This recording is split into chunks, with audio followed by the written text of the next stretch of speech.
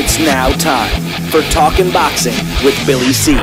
It began as a podcast, went live on the net, and transformed into a full-blown empire. It's the only daily boxing talk show on the planet, hosted by the only guy with the balls to do it. Many have stepped into the ring.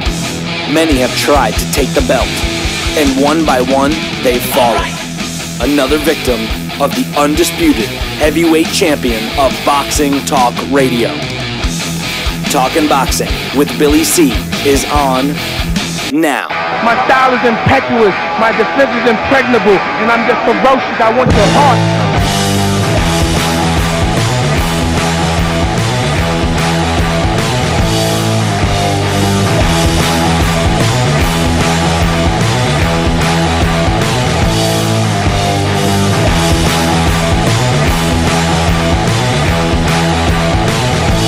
Coming to you live from the Billy C Studios in Lake George, New York. I'm Bill Calogero, and it's time for the Billy C Show.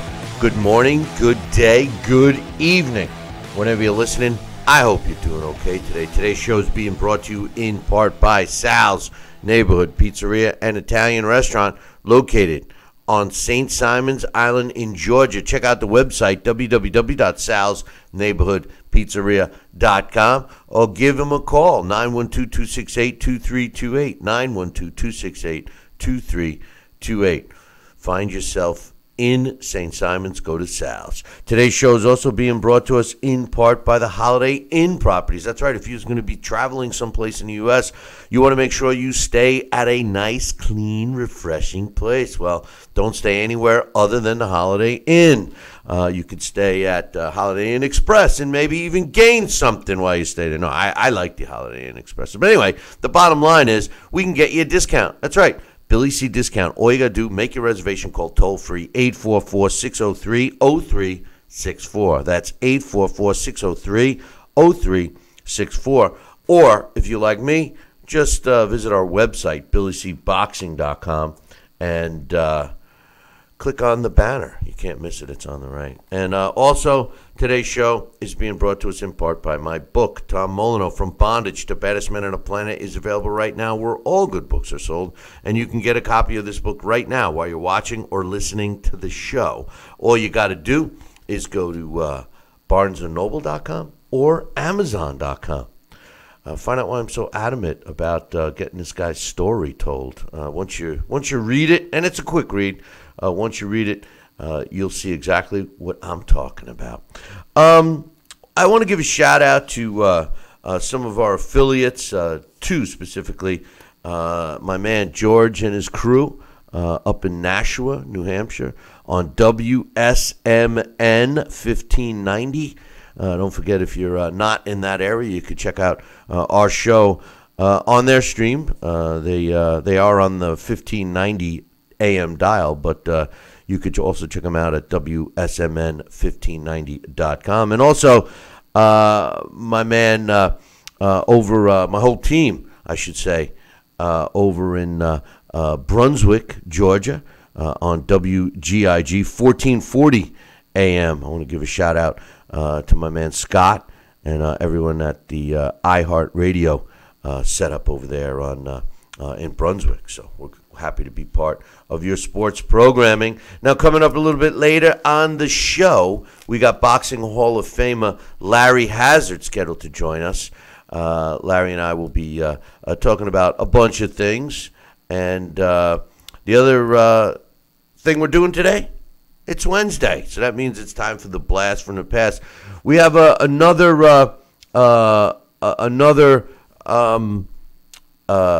guy that was requested, by you guys, by the listeners, and that is Memphis Pal Moore. So we will get you hooked up on that. Now, coming up on the show, I want to talk about a lot of things today, and one of them is Triple G. We got some updates on Triple G and Canelo. I got some quotes from Oscar de la Hoya. We got the WBC is making news. Keith Thurman update. A lot of stuff going on. So let's start first with Triple G. Now, Triple G says, well, let me read you the quote, because he did a press conference concerning his fight coming up on May 5th on HBO with Vanes Martirosyan, and he says they were talking about that, and he said he didn't want to waste the training camp, and it makes sense. Training camps aren't cheap, especially when you're at that kind of a level. And the bottom line is that the guy is training. He didn't want to waste his money and waste the expense of a training camp that he had been in, and the bottom line is he just wanted to move forward. He lost a lot of money. Obviously, he's not getting paid the same amount as he would have against Canelo. But, he didn't want to waste the camp. And, you can't really fault him for that, I would think. But in any event, he made, they had the quotes. I'm having a hard time with my thoughts today for some reason. But they were trying to talk to him about the fight coming up against Vanes Martirosyan. But the facts are the facts. And what happened is, of course, Canelo gets brought up into the conversation. And, when they asked when they asked Triple G about Canelo, he said, he's still disgusted about the whole episode, and he's still unhappy with the BS that took place. The 2 failed tests by Triple G, losing the payday on May 5th, et cetera. And they asked him about Canelo, and Triple G said, Canelo, right now he's over.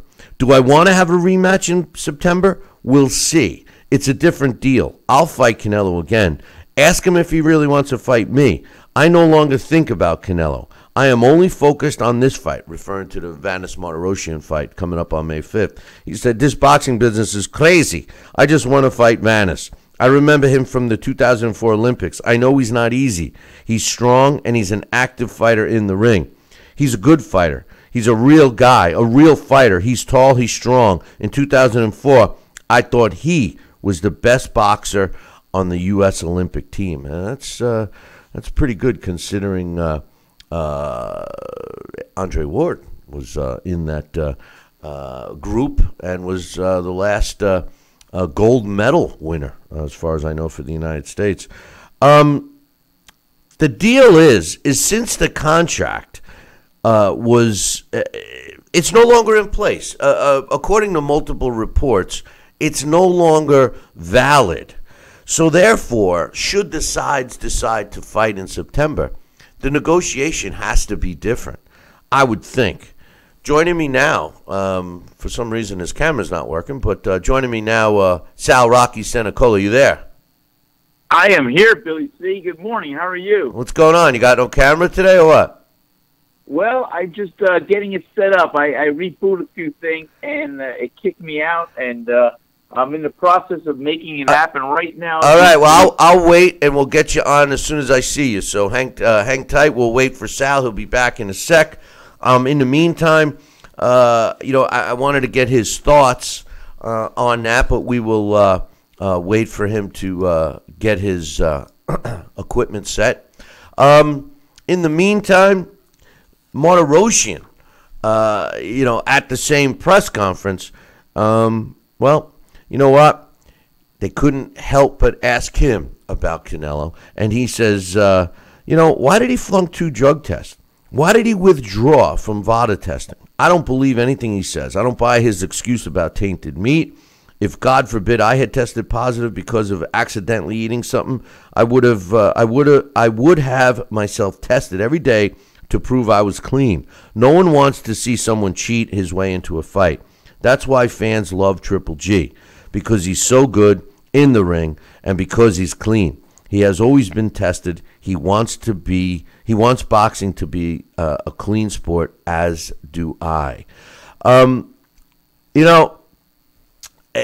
To me, this whole situation is terrible.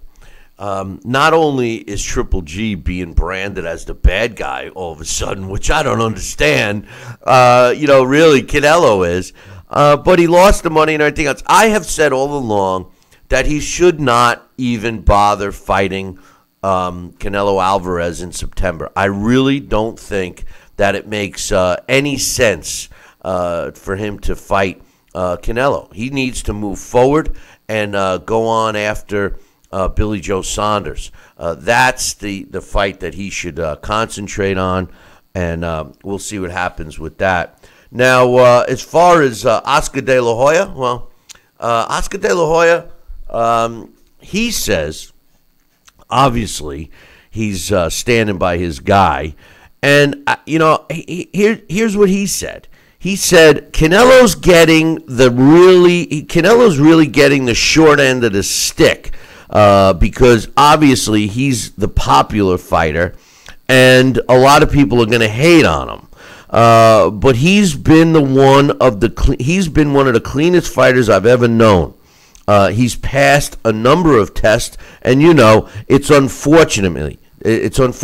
To me, this is total BS. Once they fight in September, I'll tell you one thing. Canelo's going to freaking wail on him. I want to know why Oscar De La Hoya thinks that Canelo is getting the short end of the stick. As far as I'm concerned, it seems that Triple G is getting the short end of the stick because Canelo's a cheater. I think he's joining us now. Sal Rocky Senecola, what's your thoughts on this whole Canelo Triple G thing? It keeps on digging itself deep. Well, not it. I think Canelo keeps on digging himself deeper and deeper because it is what it is. I mean, I heard something. Billy Joe Saunders was so against the whole thing that he thinks Canelo Alvarez should never be able to box professionally again. I mean, people got to realize this is a big thing, ladies and gentlemen. When somebody chooses at his status on any level to cheat, to turn to drugs, to turn to in performance enhancement and steroids, whatever you may call it, to make you artificially stronger, more likely to have a little more pop in your punch.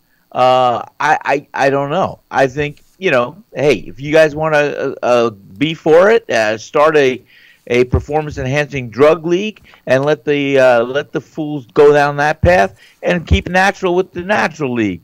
And I will bet you'll see where the fans really want to see the fighters go.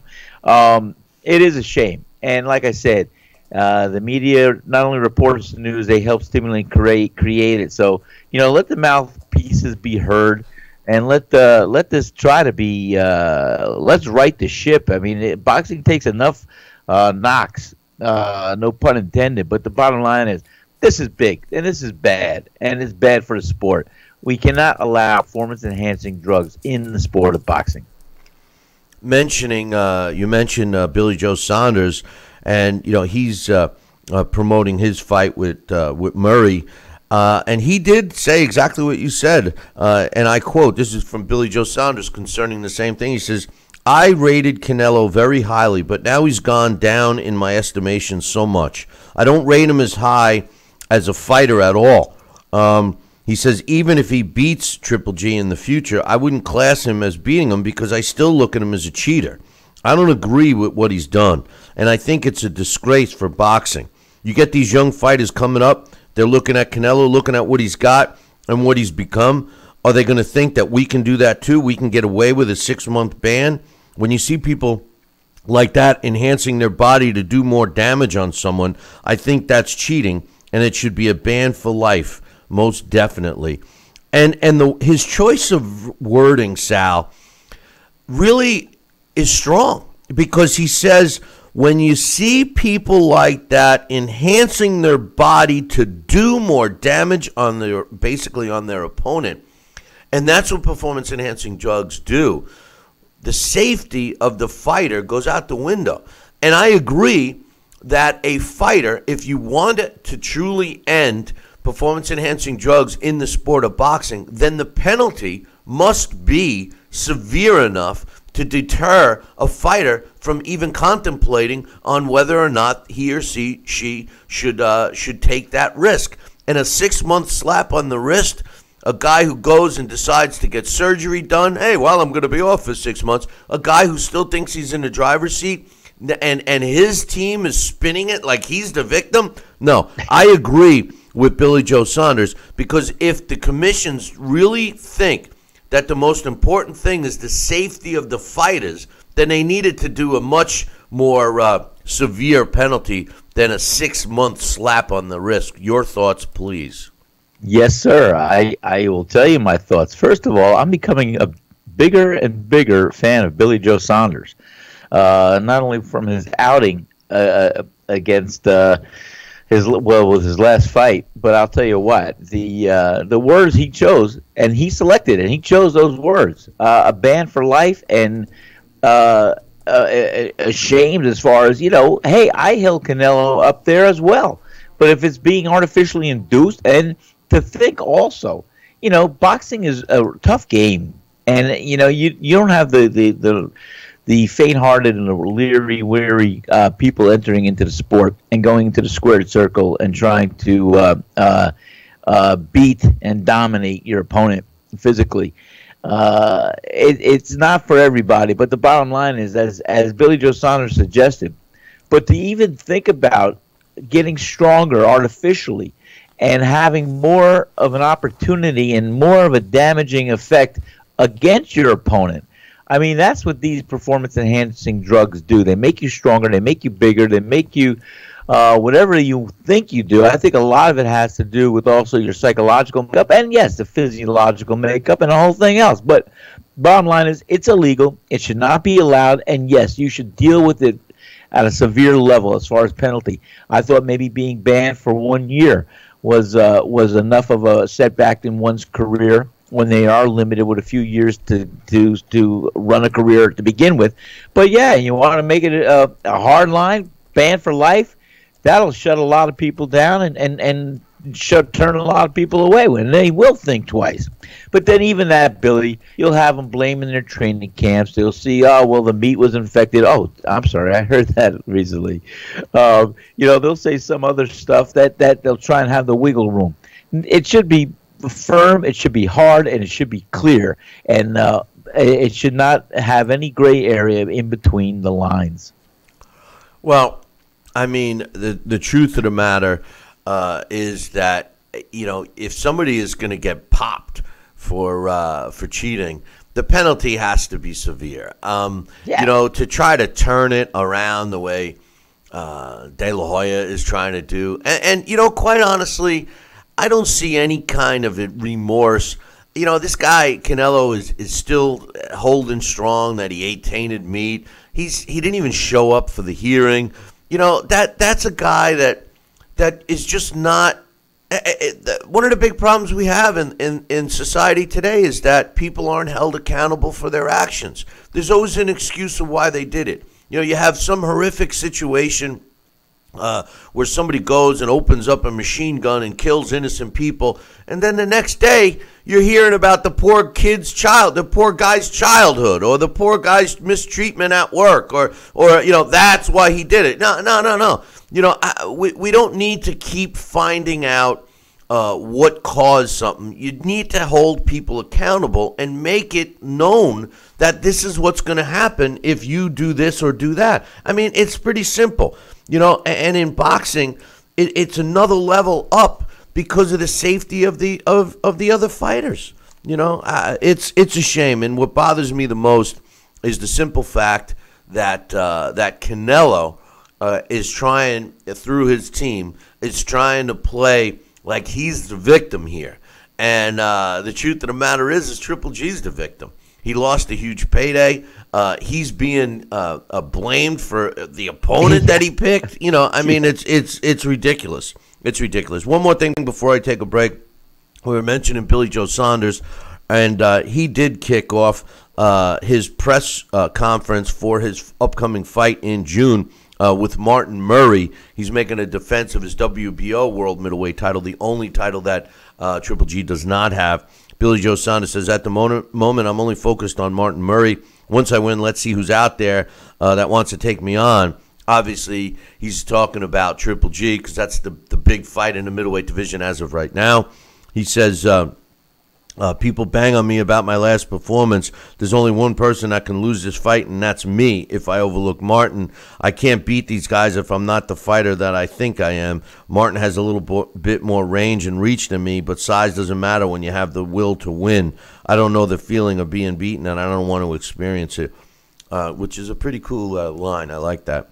Martin Murray says, on June 23rd, I will become a world champion. I guarantee it 100%. This is my time.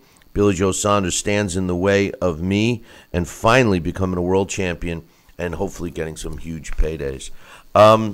These two guys mean it, and Billy Joe Saunders seems to be taking on a different persona. But I love that line, Sal. I got to take a break, but real quick, what do you think? I don't know the feeling of being beaten, and I don't want to experience it.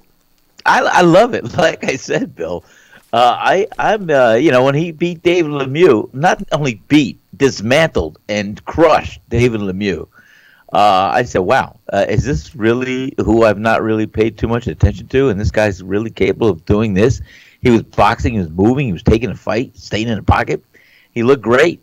He looked big. He looked great. But and then these words. Like I said, I'm a big fan of Billy Joe Saunders right now, and I agree with him 100%.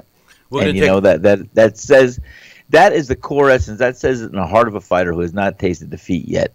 Exactly, and that's part of the urgency. That's part of the determination. That's part of what you train with every day. Is you're not going to be beaten. You don't want to be beaten. You don't want to taste defeat.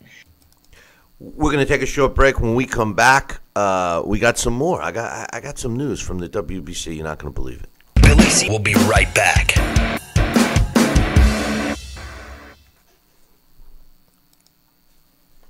Broken air conditioning, $4,400. Failing refrigerator, $2,500. Don't let outrageous repair and replacement bills like these bust your budget. Get the First American Home Warranty Plan. And when a covered appliance or system breaks, we'll repair it or replace it for you. We had a high-end dishwasher go kaput. They put it in a brand new dishwasher. We have plans that cover air conditioning, most appliances, plus heating, plumbing, electrical systems, and much more. Plans start as low as $25 a month. Why let a major appliance or system breakdown bust your budget or go through the hassle of finding trustworthy service people? Last year alone, we saved our customers over $120 million. Don't wait until something breaks and you're stuck with a huge bill. You save a lot of money. It's absolutely worth it. If you don't have First American Warranty, get it. Call 1-800-946-6234 for your free no-obligation quote.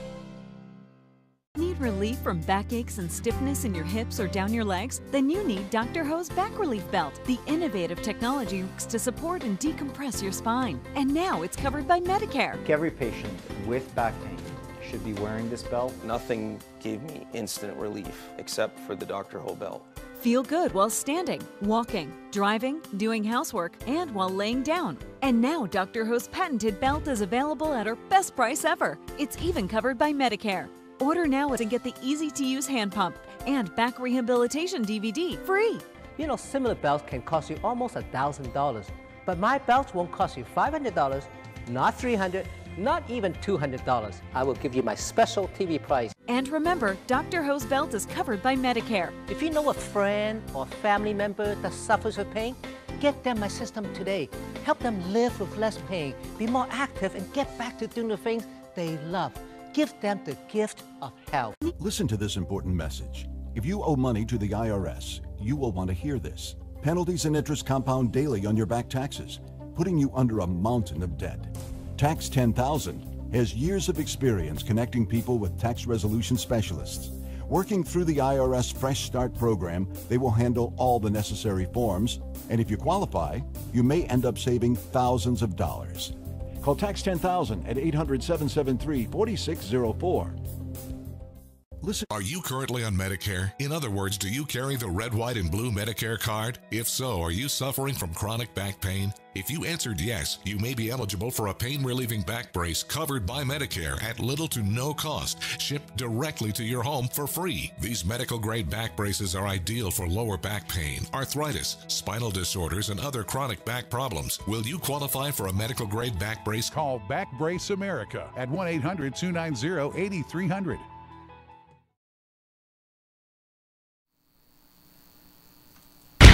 Check out BillyCBoxing.com now, or feel the wrath of the mighty mustache.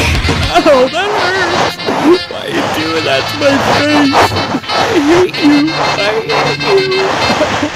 That's BillyCBoxing.com. Consider this your warning.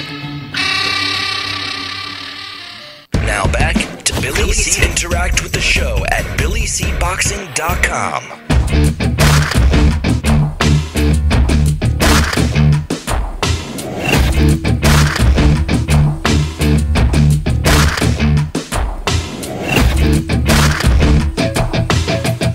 And we're back. You're watching and listening to the Billy C. Show. Glad you could be with us today.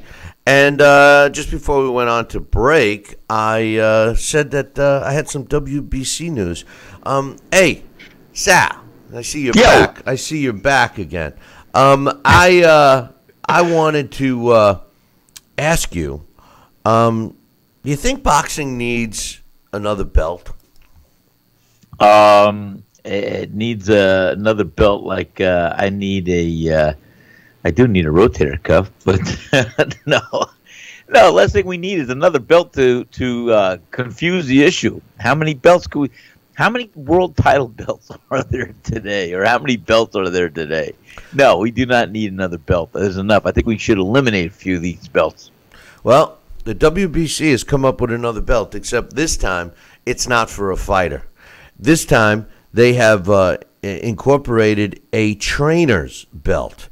They've designed and developed a special belt that was inspired by the traditional towel worn at all times by boxing trainers. So beginning in May, which is next week, the WBC will present a belt to the trainer of a crowned champion. So, in other words, if a fighter wins a WBC belt, their trainer is going to get a belt as well.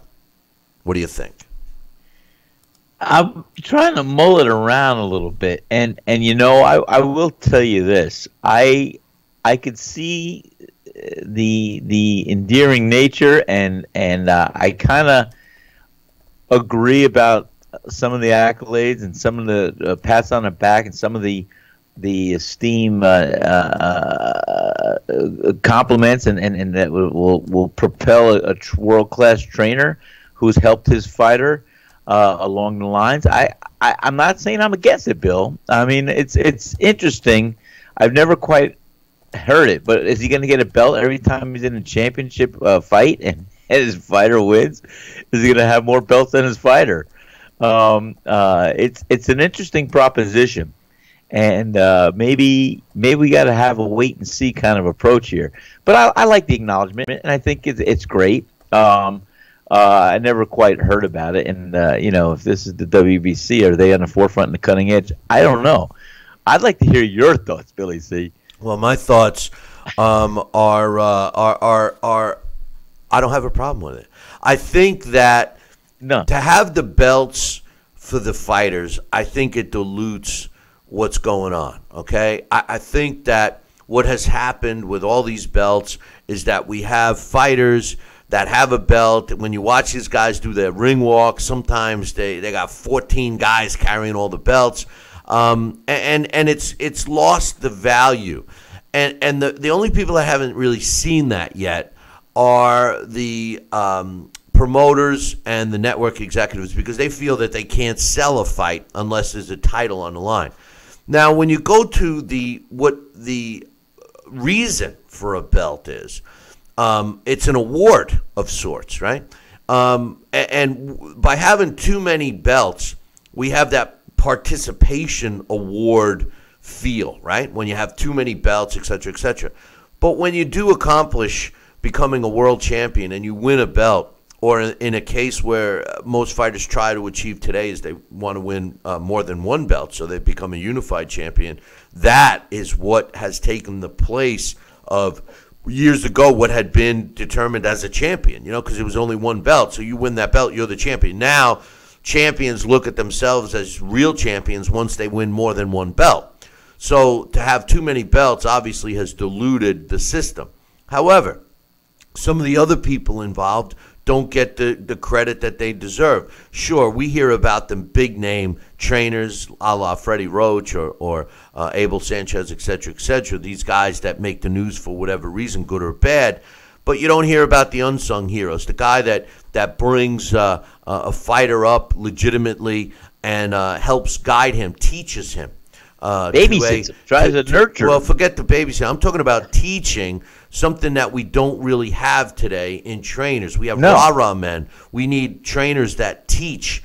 And some of these guys may not be getting an award. So in this particular case, Sal, I think that by giving a trainer some kind of a recognizable award, a la a belt or whatever, is good. My question is, who's going to pay for the sanctioning fee? Is this just the goodness, out of the goodness of the WBC's heart? Or does the promoter or the fighter have to pay for the sanctioning fee? Because let's make no mistake, boys and girls. The sanctioning bodies aren't in business to give out anything. Regardless of the way they word it, they don't give anything. Fighters don't win a belt without paying for the sanctioning fee. No, so my question is, who's going to pay for the sanctioning fee? Wow, I will tell you this. That's a great question, Billy C. That's a loaded question. Maybe we could have a little co-op plan here. Maybe the fighter pays for his sanctioning fee. Maybe the trainer, if he's training a world-class championship fighter, and he's winning a title, let's assume for a pay scale of 500,000 to millions or more, 10% off the top is not too bad of that. But I think it should be a co-op plan. I mean, maybe a portion of the fighter, a portion of the a third. Hey, most contracts are a third. Maybe a portion of the fighter, a portion of well, maybe not a fighter, a portion of the trainer, and a portion of the WBC. I mean, maybe they should share that cost. It's WBC's idea. They're imposing a fee. They might as well validate it and back it up a little bit.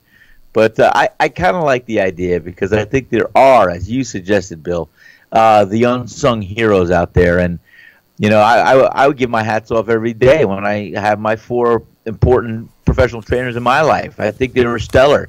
That goes all the way back to Johnny Torres, Richie Giacchetti, Ali Stoltz, and the great Don Turner. I love those guys. And, they were world-class and the best. If they truly earn it, then they should get it. One other thing I wanted to mention about the WBC before we take a break, and we're scheduled to have Boxing Hall of Famer Larry Hazzard join us. The WBC also announced, followed the confusing bouncing boxing glove with sanctioning bodies, but I just want to focus on a heavyweight update, all right? And actually Keith Thurman, I'm going to get to a little bit later. That's a whole nother joke. Keith Thurman, what a clown. But anyway, the WBC, in case y'all forgot, Deontay Wilder in their last meeting, the WBC meeting, Deontay Wilder had a mandatory defense against Bermane Stiverne. That took place November of last year. Then he beat Ortiz, and he won by a first-round knockout. Then he beat Ortiz via a 10th-round knockout. The WBC also ordered Dominic Breazeale to fight an elimination bout with Eric Molina. Breazeale won that fight by an 8th-round knockout. They also ordered Dillian White to fight Robert Holinas for their vacant silver belt, which is just a fancy word for their interim belt. And Dillian White won that via a 12-round decision. Then he went and recently beat Lucas Brown. So you got Dillian White winning not 1 but 2 fights. Dominic Breazeale winning his final elimination fight. And Wilder, obliged to his mandatory and then fought another fight. So who do you think should be fighting against Wilder as the next mandatory, you would think that it would be a fight between, at the very least, the winner of Dominic Breazeale against Dillian Whyte. Dillian Whyte did pick up their interim belt, and Dominic Breazeale did happen to fight the final elimination for the number one spot. Nay. According to the WBC, they have ordered a final elimination bout between Dillian Whyte and you would think Dominic Breazeale, right? Wrong. Yeah, I would think so. Luis Ortiz. Luis Ortiz. How does Luis Ortiz? They banned Luis Ortiz. They did not approve the first time that he and Deontay were going to fight. Then they approve it the second time, and now he loses, gets knocked out by Deontay Wilder, and he's the guy that fights Dillian Whyte for the right to fight Deontay Wilder. What happened to Dominic Breazeale? Is Dominic Breazeale going to get the shot at Wilder, and then the winner of Ortiz and Dillian Whyte gets the winner of that? I don't know. It's hard to even follow. It really is, Sal. Yeah, it is, Bill. And, it's a shame because here we are. The fans on the outside, I mean, how are they supposed to interpret or understand or believe in the ranking systems and everything else when you have fights manufactured for political reasons in the fight game? It's crazy. I don't know. I'd like to see the number one ranked contenders fight the champions, and I'd like to see them climb their way up the ladder like they used to do decades and decades ago. Yeah, that would be nice. That would be nice if they could do that. But hey, listen, we're going to take a short break, and when we come back, we are scheduled to have Larry Hazzard. We're going to kick Sal to the curb, and we'll come back to him a little bit later. Don't go anywhere. Billy C will be right back. Relief from backaches and stiffness in your hips or down your legs? Then you need Dr. Ho's Back Relief Belt. The innovative technology works to support and decompress your spine. And now it's covered by Medicare. Every patient with back pain should be wearing this belt. Nothing gave me instant relief except for the Dr. Ho belt. Feel good while standing, walking, driving, doing housework, and while laying down. And now Dr. Ho's patented belt is available at our best price ever. It's even covered by Medicare. Order now and get the easy-to-use hand pump and back rehabilitation DVD free. Similar belts can cost you almost $1,000, but my belts won't cost you $500, not $300, not even $200. I will give you my special TV price. And remember, Dr. Ho's belt is covered by Medicare. If you know a friend or family member that suffers with pain, get them my system today. Help them live with less pain, be more active, and get back to doing the things they love. Give them the gift of health. This is important news for women using birth. Hey, fight fans, check out KOFantasyBoxing.com. KO Fantasy Boxing is boxing's only trademarked fantasy game. Check it out, www.KOFantasyBoxing.com. Select your own gym, your own fighters, track them through a season that can last from 3 months to a year, depending upon which league you join. You got to check this out, man. www.KOFantasyBoxing.com.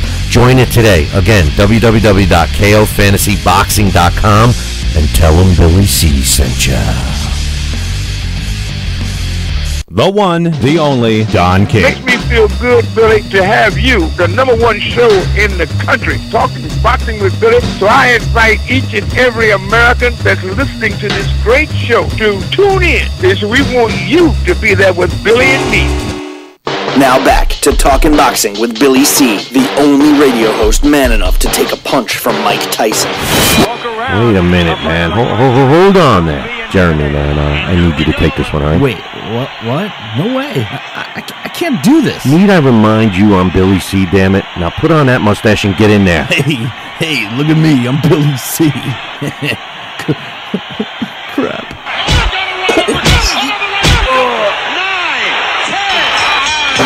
The undisputed heavyweight champion of Boxing Talk Radio. It's Talking Boxing with Billy C. Now back to Billy C. Interact with the show at BillyCBoxing.com. And we're back. You're watching and listening to the Billy C. Show. Glad you could be with us. And joining us right now, Boxing Hall of Famer and New Jersey boxing commissioner, my man, Larry Hazzard. Good morning, Larry. Good morning, Billy. How you doing, my man? Very good, thank God. Very good. Hey, before I get into some stuff, a topic we were just talking about was the WBC's announcement of them incorporating a new belt. This one for the trainers. They're gonna award a trainer a belt when they award a belt to a fighter who wins one of a WBC belt. As much as I hate the fact that we have way too many belts in the sport today, I kind of like the fact that they're recognizing a trainer, as long as it doesn't go overboard. And I just wonder who pays the fees on that. What's your thoughts on their latest? Well, certainly I really don't want to. This is the first I heard. This is the first I heard of that. And I really don't want to be critical of any recognition that would go to a trainer, a real trainer, a good trainer. So I guess my feelings are a little mixed on it, without having a whole lot of time to think about it. I think that it's an innovative idea. Of course, I don't know how the promoters are going to feel about it if they're hit with the charge. It would be nice and it would help if they would say that they would give the belt to the trainer with no charge to the trainer, no charge to the fighter. I worked for a sanctioning organization for a couple of years. They get the promoter and the fighters, they get hit with charges for everything. The belt, a certain percentage of their purses, etc. So I hope that this is not an add-on. This is something that would be a good idea if, in fact, there's no added cost to the promoters and the fighters. No percentages taken out of their purses. And I really couldn't have any argument with that. I think because trainers, good trainers, they are kind of like in the background, and they should receive, in my opinion, some recognition. I'm not against it. I really can't find anything just offhand, critical to criticize that. I think it's a good idea. I mean, it would have been great for a guy like Eddie Futch, Angelo Dundee, Manuel Stewart. The list goes on. And you got guys that are around there now, Don Turner, even guys like John David Jackson, and Buddy McGirt, some of these guys, Mark Breland, certainly for the job that he's doing with Deontay Wilder. I think it's a good idea. I really, think that that's not a bad idea. As long as they don't, as long as it's not like, crazy with the way the belts are with the fighters. As long as they, maybe if they award a belt to a trainer and then that's it. I certainly hope they don't end up with the interim trainer belt or the trainer belt in recess. But yeah. Hey, Larry, I don't know if you're listening to the show in the background, but I'm getting an echo. I'm hearing myself over. So no. Well, when you refer to listening to the show, is that you talking about our show that we're doing right now? Yeah, you have it on in the background because I hear me over your speaker. No, because I never have our show on. That's wild. Anyway, it seems like we're breaking up a little bit. No, that's all right. So I wanted to ask you one other thing before I get into the fights. Canelo and Oscar De La Hoya, they're saying that Canelo's the victim here. To me, that's a joke. I mean, Triple G is 100% the victim. What's your thoughts on them trying to spin it like Canelo's being mistreated here? Well, that's what you call boxing politics. Let's spin it around. Without a doubt, how can you? That to me is really a crazy. It's ludicrous. how can Canelo? How are they saying that Canelo's the victim? He's the guy that ate the poison meat, supposedly. Okay, Triple G is not the one who was suspended, who had to go before the Nevada State Athletic Commission. So on what premise are they claiming that Canelo's the victim? That he's being treated unfairly or whatever? In many circles, myself included, I think that we kind of missed an ideal opportunity and to really send a message in boxing. Okay, because I don't think that the suspension was long enough, you know. So how's he in my opinion, he got away. Okay? I you know, sometimes I think about it, I think I would have relished the opportunity to send a message to boxing. I don't know, you know, how many people would agree with me, but you know, boxing needs a serious message, man. If we're going to be serious about these performance-enhancing drugs and all of this other stuff that goes on, then, you know, the administrators, the heads, the people who are supposed to be at the forefront of running the sport have to look for opportunities to send those strong messages that are needed. And here was oh man, this was a beautiful opportunity to send a message out there that we're not going to tolerate this shit anymore in the sport. You know, so I think that Canelo got away easy because, you know, within the next couple of months, he's going to be right back in the ring. And eventually, he's still going to make a bundle of money fighting a Triple G. So I don't know how they could spin that around and try to make it seem like he's the victim of something. But that's the way of society now, I guess, you know, and it happens in everything. So I don't know what they're talking about. It's a shame. It's a shame that that he did get the slap on the wrist, and he's acting so cocky about it. You know, I mean, that's, you know, he doesn't want to admit. For some reason, they made the decision that they didn't want to admit that he did it. That they maintain that it came from a tainted burger or whatever.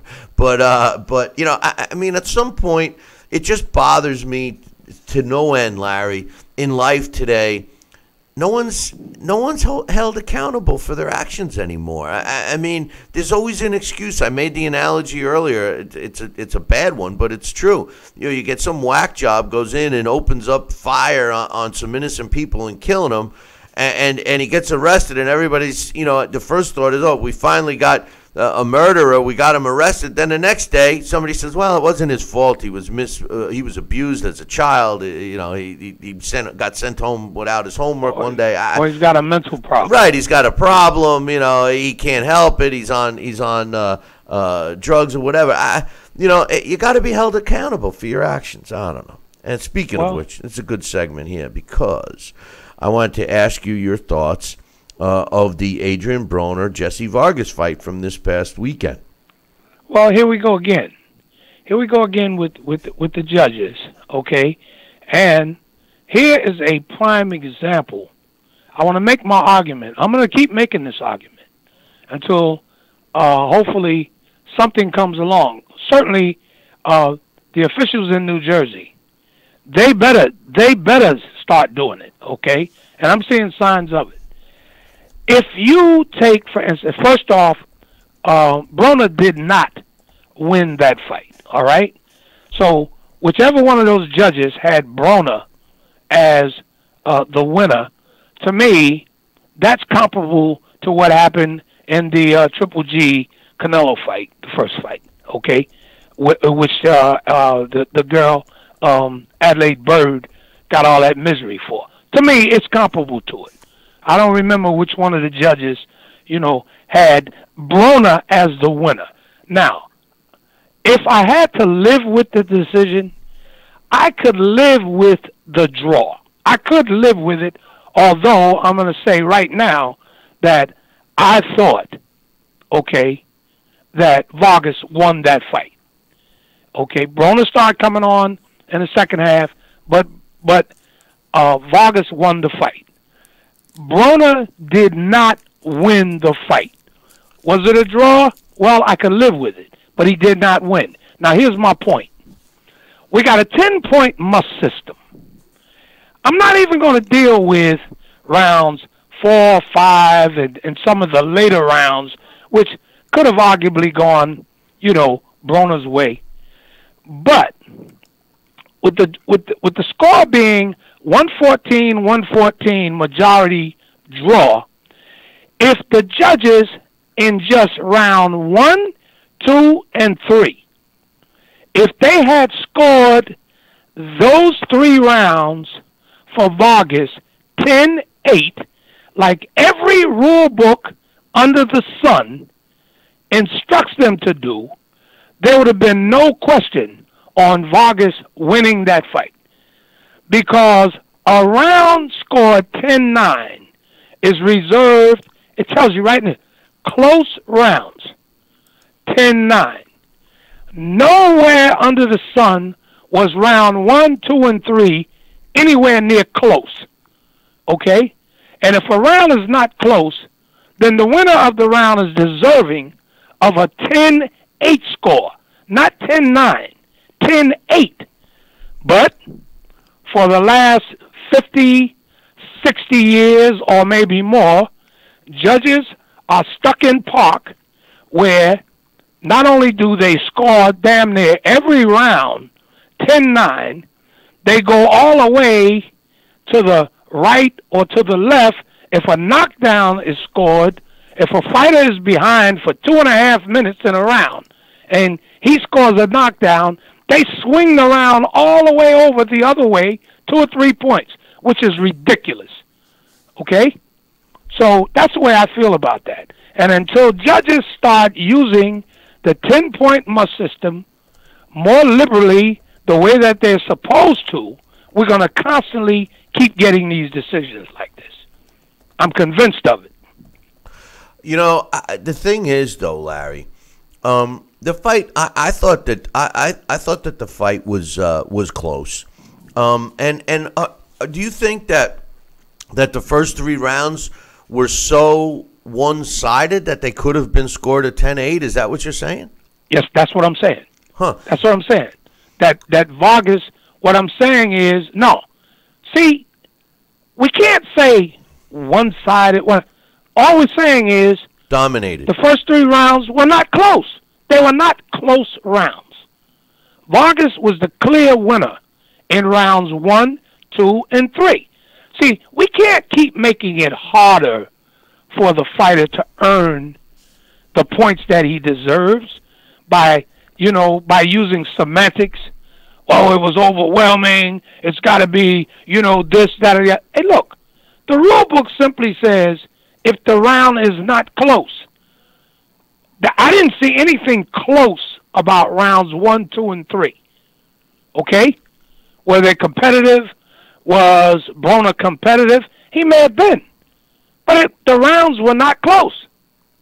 And I think that all 3 of the judges, including Farhood, if I'm not mistaken, I believe that they gave Vargas all 3 rounds. Well, yeah. Round 1, 2, 3. Most people gave the first half to Vargas and the second half to Broner. And based on 10-9, like you say, with these judges stuck at 10-9, you could see how a fighter like Broner could get the nod in a round that could have gone either way. Next thing you know, he's got an even fight on his hands. That's right. The other issue is, which I think needs to be addressed with scoring, is there has to be a formula that all judges follow when it comes to making a decision on, do I score in favor of volume of punches that are landed, or do I score in favor of the significance of a punch landed? And what I mean by that is, now I can't believe I'm even going to use them because they're so subjective and I can't stand the punch stats. But in this case, Vargas threw a lot of punches. He drew 839 according to punch stats, and Broner only threw about 500 according to punch stats. But Broner landed a higher percentage, 44% of his, well, actually 38% of his total punches thrown versus 24% from Vargas. So what all of that means is, should we put more emphasis on a more powerful, snappy punch that's landed versus the fly type punch that's landed? Because then maybe some scores could be pretty easy to follow. What do you think? Well, I think you got something there. I mean, I think that's a very valid point that you make. Okay. And that should be included in the narrative when the discussion on judging comes up. That certainly deserves to be included in the narrative. But I personally think that a greater problem lies in the judges not being willing to go outside the box and start scoring some of these rounds 10-8 without knockdowns being occurring. And they like to get hung up on this overwhelming, well, what the hell does overwhelming mean? I mean, does that an overwhelming round might even be scored a 10-7? You see what I'm saying? So the mindset by which judges are scoring everything 10-9, 10-9. I see it. I mean, you got to remember, all the scorecards come to me when I'm at a fight, and I've been seeing this for years and years. 10-9, 10-9. So, well, how do you differentiate between a round that is not close? I mean, it's a clear winner in that round. So why is he still getting it 10-9? You're making no difference. See, so with what you're saying in terms of how they reach that conclusion, whether it's the fighter who throws the higher volume or the more effective punches, I don't know if judges are having that much difficulty with differentiating between that. I think that they are much better at that than they are in using the numbers to paint the graphic of what they're seeing. Because that's what the numbers are supposed to be doing. Those 10 points are supposed to paint the picture of what occurred in the ring. And that's where they're coming up short. You make a very good point that should be constantly emphasized. And, we have to reach a level of satisfaction that, judges pretty much are doing that. So that becomes a part of the narrative also. But I am convinced that if they started to use those numbers more liberally, we're going to do away with a lot of these draws where fighter A should have won, and fighter B is getting the benefit of a draw, because the draw is like a win, Yeah, so it was, in this case it was for Adrian Broner because he's gonna go get another probably a rematch or another big fight. Hey, listen, we're running out of time. There's some stuff I want to get to real quickly. First of all, just a little FYI, I love this new crop of young referees that should be taking over this sport. Guys like Harvey Dock and the guy that ref the Broner Vargas fight, Charlie Fitch. Yeah, he did a very good job. One of the best. Which brings me to this other guy. All right, now I don't even want to talk about the Charlo win over Centeno, because these Charlo brothers look fantastic, but they're always fighting smaller guys. Centeno had no business being in the ring with him. Not only do they get so much bigger after they hydrate, but they're picking guys from lower weight classes. And then they says everybody's ducking me. I want Triple G. He's been ducking me, and I'm saying to myself, what does Al Heyman tell these guys? The first words that come out of your mouth is everybody's ducking me. It's a joke. But in this fight, Charlo brutally knocked out Centeno, okay? And, he's laying on his back, flat on his back, Larry.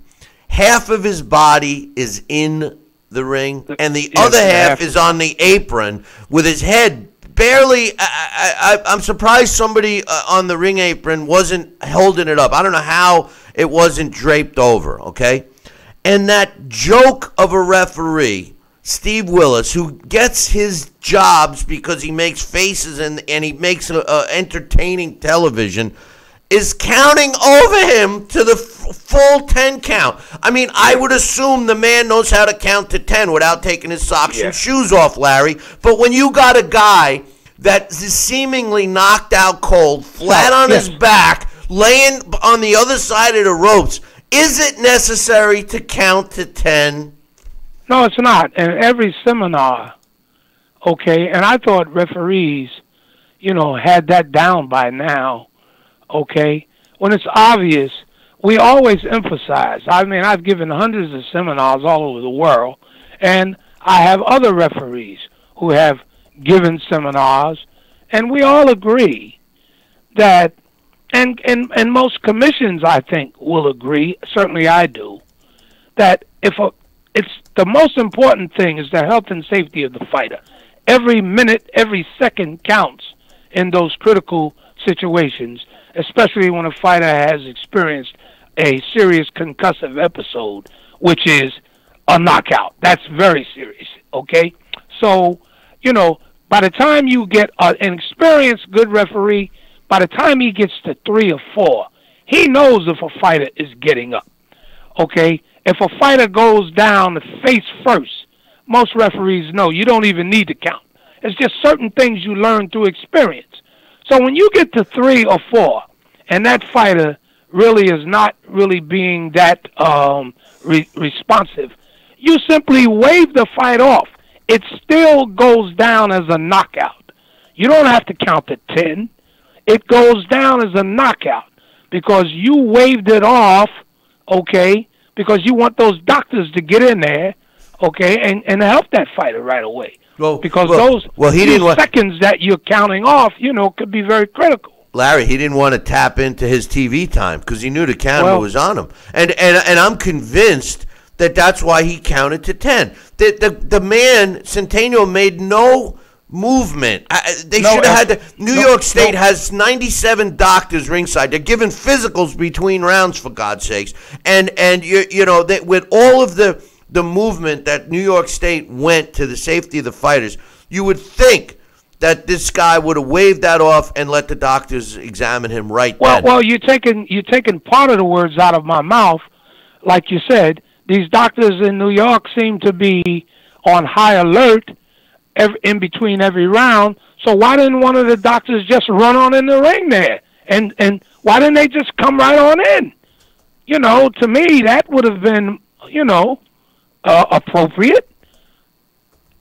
So, I mean, this is what seminars, I hope somebody was taking notes, and it would be a good thing for them to make sure that they emphasize that to all of the referees, because a fighter, those are very crucial seconds, and we know you can count to 10, and I don't know what the referees' motives were. Maybe, sometimes, they just get all tied up and they lose focus, so.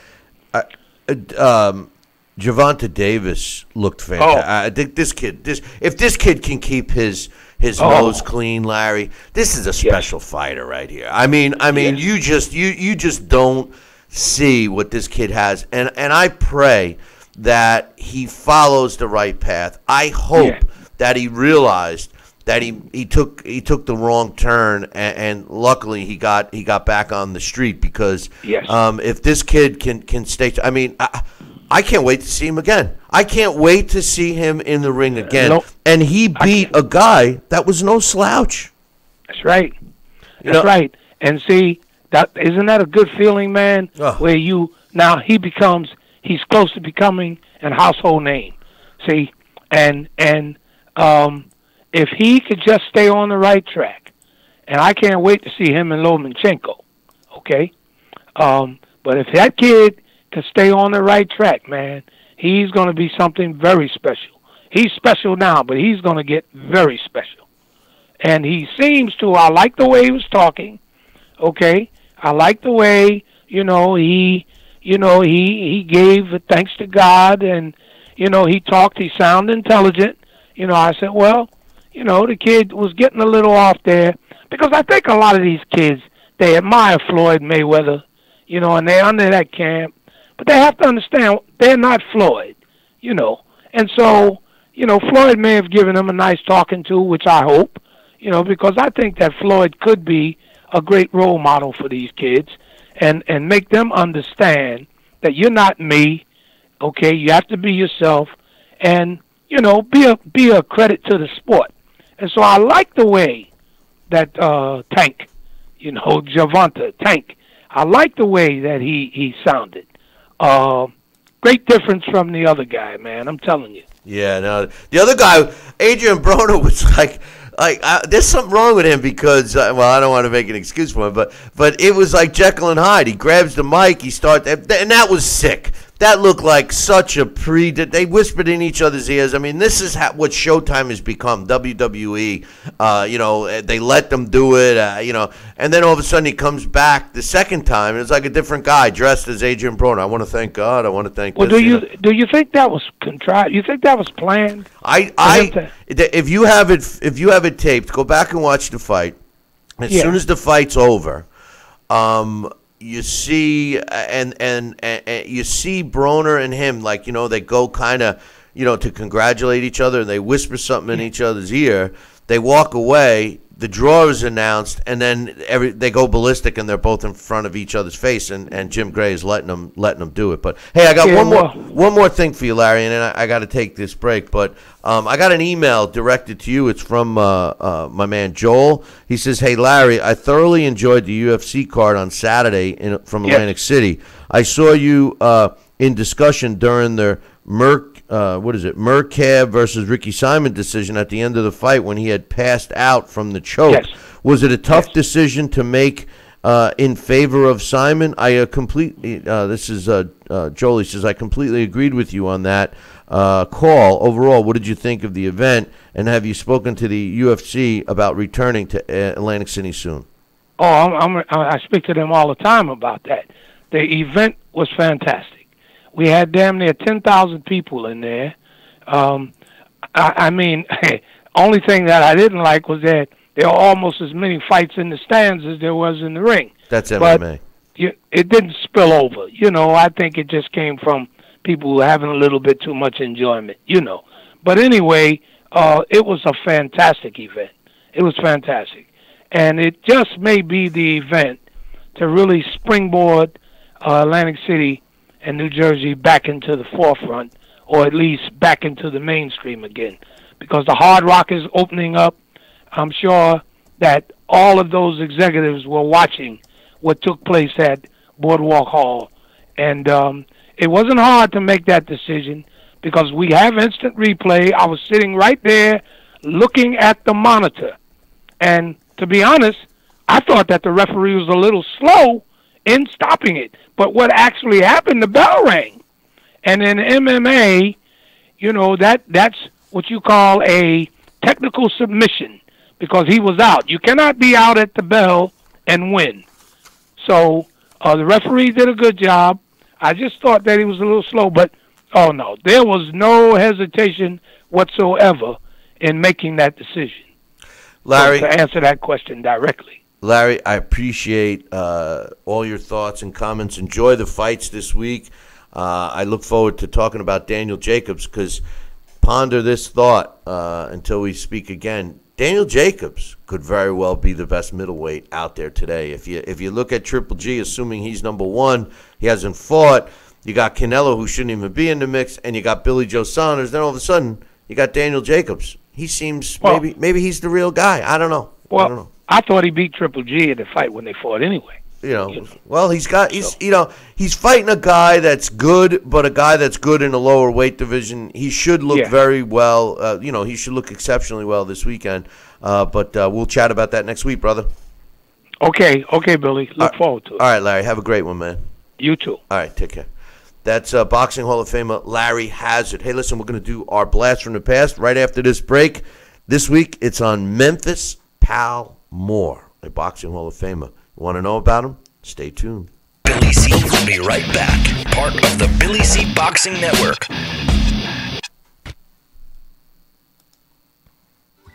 Snacking has never been this exciting. At Graze.com, we combine wholesome ingredients with the flavors we all love to create over 100 exciting snacks, like these. We'd love to send you a Graze sampler box for free. Just go to Graze.com, enter the code ENJOY36, and we'll mail your free box to your home or office. Join thousands of Grazers already in love with our exciting snacks. So come to Graze.com for your first box free. Need relief from backaches and stiffness in your hips or down your legs? Then you need Dr. Ho's Back Relief Belt, the innovative technology to support and decompress your spine. And now it's covered by Medicare. Every patient with back pain should be wearing this belt. Nothing gave me instant relief except for the Dr. Ho belt. Feel good while standing, walking, driving, doing housework, and while laying down. And now Dr. Ho's patented belt is available at our best price ever. It's even covered by Medicare. Order now and get the easy-to-use hand pump and back rehabilitation DVD free. You know, similar belts can cost you almost $1,000, but my belts won't cost you $500, not $300, not even $200. I will give you my special TV price. And remember, Dr. Ho's belt is covered by Medicare. If you know a friend or family member that suffers with pain, get them my system today. Help them live with less pain, be more active, and get back to doing the things they love. Give them the gift of health. Listen to this important message. If you owe money to the IRS, you will want to hear this. Penalties and interest compound daily on your back taxes, putting you under a mountain of debt. Tax 10,000 has years of experience connecting people with tax resolution specialists. Working through the IRS Fresh Start program, they will handle all the necessary forms, and if you qualify, you may end up saving thousands of dollars. Call Tax 10,000 at 800-773-4604. Endless pools are an incredible alternative to traditional pools, making it easy and inexpensive to swim at home. Exercise year-round against a smooth current set to your desired pace and temperature. With our new underwater treadmill, you can walk or run without stressing your joints. Endless pools are simple to install and even simpler to maintain. The water stays crystal clear with almost no chlorine. Call for your free idea kit and experience the freedom of swimming at home.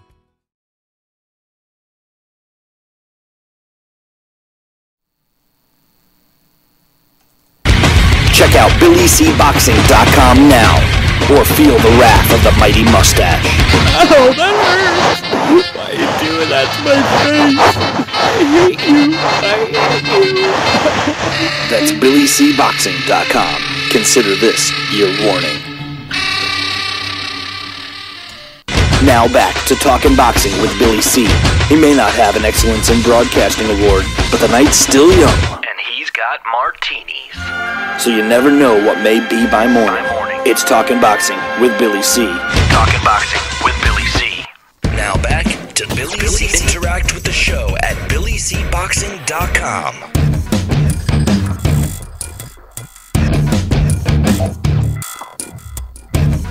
And we're back. You're watching and listening to the Billy C. Show. Glad you could be with us. It's that time again. It's time for our Blast from the Past. And this week's Blast from the Past is being sponsored by KOFantasyBoxing.com. Check out the website, www.KOFantasyBoxing.com. Sign up today. And it's also being brought to us in part by the Title Bout Championship computer game. Download your copy right now. Visit BillyCBoxing.com to do so. Or guess our trivia question correctly and you'll get a copy. This week's Blast from the Past, as per request from one of yous guys, is a Boxing Hall of Famer, Memphis Pal Moore. And there were a lot of Pal Moores, I guess, but this is Memphis Pal Moore joining us right now to tell us all about this guy, because I got some questions for him myself, is Alex Pierpaoli. Good morning, Alex. Good morning, Billy C. How are you? I'm doing okay, my man. I'm doing okay. So many things I want you to enlighten me about Memphis Pal Moore. It looked to me like he never fought for a title. Is that true? Yeah, unfortunately, it seemed that the closest one that he ever had was the fight with Johnny Erdl. That was the most significant title. But yeah, I mean, he won like tournaments and stuff like that. But no, he never, considering the names on his record, it's stunning that he didn't pick up a trinket. And today, that's what I was just going to ask you. I was wondering when are there going to be belts for Billy C contributors? I want a belt. If trainers get a belt, everybody gets a belt. Yeah, I think don't say that too loud. You might have I might be all of a sudden getting bills for sanctioning fees here. You know, I mean, to give out the belts to you guys. You know, but that's right, and I'm going to have to put up extra because I'm going to need quite a belt. They're going to charge me more for that. But a guy with 107 wins, I mean, you would think that he would have got a shot at a title, right? And he was fighting in a weight class that should have justified a title as well. It's when you compare him to some of the guys that get in the Hall of Fame now, it's ridiculous. I mean, he fought 10 Hall of Famers and had wins over them, over quite a few of them. It's stunning. This guy, even though, you know, I think the knock on of why he's not more well known is because he's small. He's a bantamweight. The little guys don't get all the credit they deserve. But I tell you, even today, some of the best boxing you're going to see is at bantamweight. Bantamweight, featherweight, those guys are so much fun to watch. And that his real name was Thomas Wilson Moore. He was born in Delaware. No, I'm just kidding. Yes, he was born in Kenton, Tennessee. He was 5 foot 5 inches tall, and like I said, he was mostly a bantamweight. Fought in the range his whole career from 112 pounds to 122 pounds, probably the heaviest he ever fought. And of course, bantamweight is 118. You know, I don't have a lot of in terms of color from his life. You know, nothing from his youth. He did start boxing, it seems, as a youth. But his where he was a boxing instructor was in the Navy, and he was stationed in the Great Lakes. He was during World War I, and he was never known for his hitting ability, but he depended on his unusual reach and speed to outpoint opposition. One of his nicknames at times, or some boxers they referred to as this. It's not used as often these days. Will-o' the Wisp. And what that is, I think we might have talked about that before, but what that refers to is this phenomenon that it's sort of like swamp gas that can ignite and be seen over like marshes or bogs in the evening. And the whole idea, one of the things that's sort of characteristic of it, is the closer you get to it, the more it seems to dissipate. So you can't get at it. So think about a fighter like that, like you're trying to fight this luminescent glow that you can't touch. I think, you know, scientists have described it as like swamp gas and methane escaping from the decaying matter that somehow ignites, or little bioluminescent microorganism. There's multiple descriptions, but it was, you know, it's described in folklore, and that was one of those expressions they used to describe his fighting style. The other thing, too, he was sometimes called was the human jumping jack. He had a freakish style of boxing, jumping in and out and hitting from any angle. Yeah, he threw a lot of volume too, didn't he? Yeah, he was not a hard puncher. He was more of a volume puncher. You know, here's a guy that also, you know, you always wonder, you know, what makes a guy decide that they want to get into the sport of boxing, right? Well, I have a pretty good reason why Memphis Pal Moore decided to. He was a sailor in the U.S. Navy, and he was making a whopping $35 a month. I mean, $35 a month. I mean, how do you pass up money, baby? Yeah, how do you pass up huge dollars like that, Alex? Yeah, that's great. A steady job, yeah, and a steady paycheck like that, $35 a week, nice. Yeah, right. I mean, talk about having a stable job. But obviously he got into boxing and did very well at it. Let's talk about name some of the fighters that he beat and won. Okay, so we're talking about some of these Hall of Famers. It's stunning. Kid Williams. Now again, this guy he was 19 when he turned pro, and it was I believe it was 1913. Let me just double check that. 1915. And he was only 19 years old. Yeah, he was born. I don't know if I gave you the year he was born, but it was 1898. I'm sorry. I'm looking at the wrong BoxRec page. No, it's 1894. 1913. 1894, right? Correct. July 28th, 1894. And he started boxing at 19 years old in 1913. And yeah, in his career, he faced Kid Williams, Pete Herman, Joe Lynch 10 times, Jimmy Wild, Eugene Creaky, he knocked him out, Sammy Mandel, Frankie Gennaro, Fidel LaBarba. Did I get them all? I mean, it's stunning. Well, then he fought a lot of those other fighters that we hear all the time, like Jackie Kid Wolf and you mentioned Jimmy Wild already. Kid. Yeah, the Zulu Kid, exactly. Fought him early on. I mean, it was such a competitive and chock full division. The nickname Memphis Pal Moore, he was going by a different name for a while, right? As Wilson Moore, but or was it the other way around? He was Memphis Pal Moore. There was a lot of Memphis Pal Moores. Then he started going on as Wilson Moore. What was the story with that? Yeah, I believe it was Wilson Moore. I saw that after one of his wins, his trainer, his manager was like, "Let's make it clear to distinguish him. We're going to call him Wilson Moore." And then pretty soon it was back to Pal Moore, but they used Memphis to distinguish him from the other Pal Moores that were around. Yeah, there was another Pal Moore who was I forget if he fought Battling Nelson or not, but he was from maybe 5-6 years earlier. Now I got a question.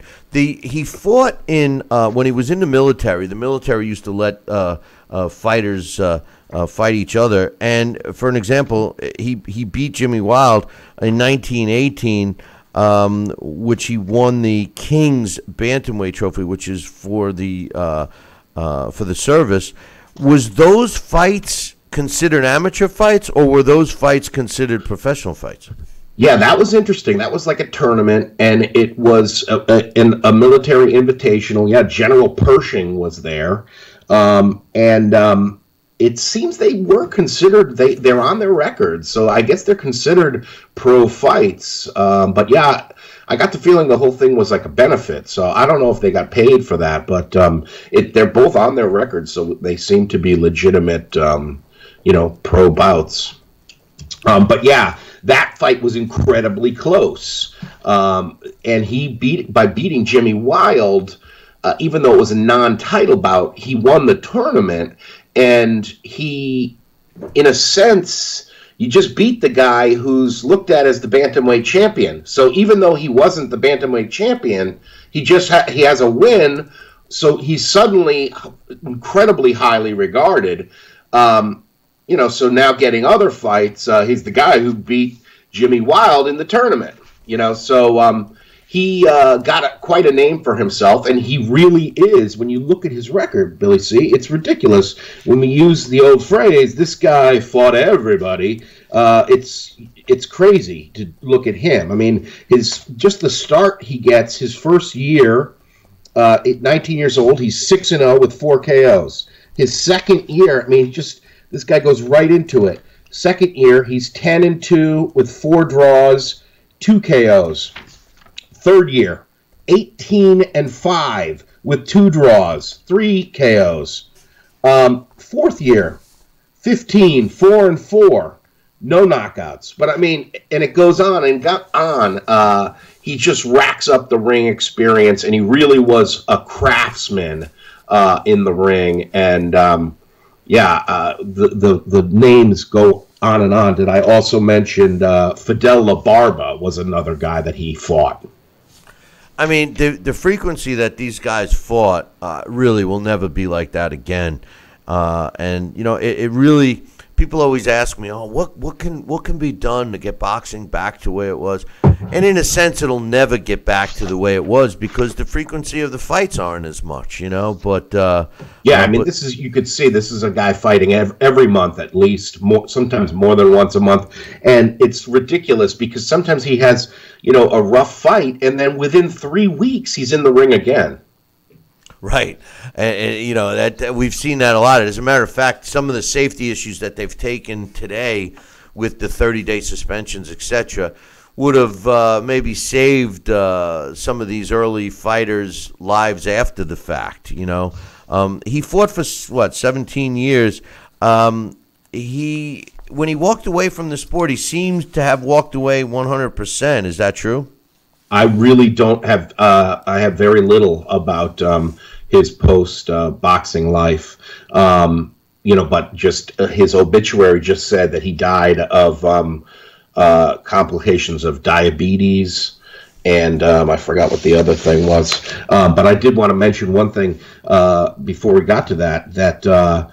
He, in one of those fights, these fights with Joe Lynch sounded amazing, and one of them he was never stopped. But he came very close to being stopped against Joe Lynch when they fought September 4th, 1922. And he was down early in the fight, and he made it to his feet and kept going. And then he was down again, bleeding and mostly helpless in the corner, saved by the bell.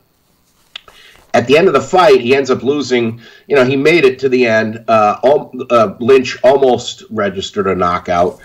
They found out he fought the whole fight. At what it looks like in the 7th round, it might have happened. He had a broken rib on his left side. So he was an incredibly tough guy. You know, he wasn't a big puncher, but he had a huge, huge heart. I have him as being stopped one time. Yeah, one time, but that was, and I don't think it was in the corner. It was not, I don't believe it was a knockout. You know what I mean? Against Jack Kid Wolf in 1917, it on my records it shows that the fight was stopped, TKO. So yeah, I'm pretty sure it was in the corner because that was one of the things is that that's, you know, it was one of those because it was like he's never been knocked out, but he was, like you said, a TKO. Now, Memphis Pal Moore, exciting fighter during his time, walked away. His last fight took place in 1930. Like Alex said, he started in 1913. He walked away. I don't know what he did afterwards. I do know that he died fairly young at 58 years old. Can you tell us anything that took place after Memphis Pal Moore's last fight, which was not a thing. I got to mute you out with all that paper shovel. You're worse than Sal. I'm sorry about that. His last fight was a majority decision win in 1930.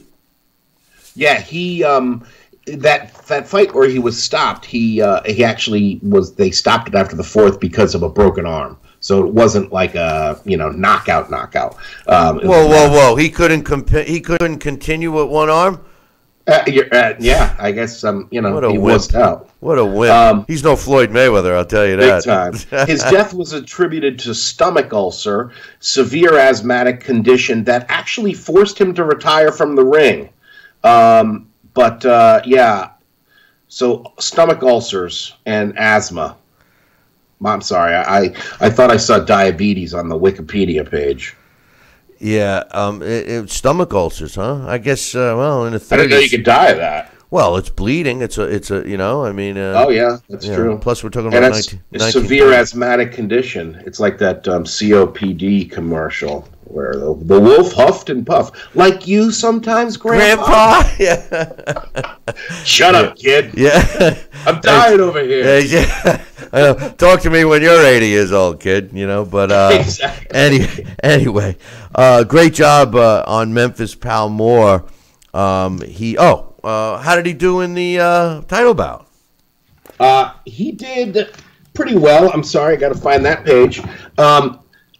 there's three guys I put him in. One of the guys I wanted to put him in against is the young and probably brightest current bantamweight title holder, that Ryan Burnett, but he's not in the game. He's an undefeated kid.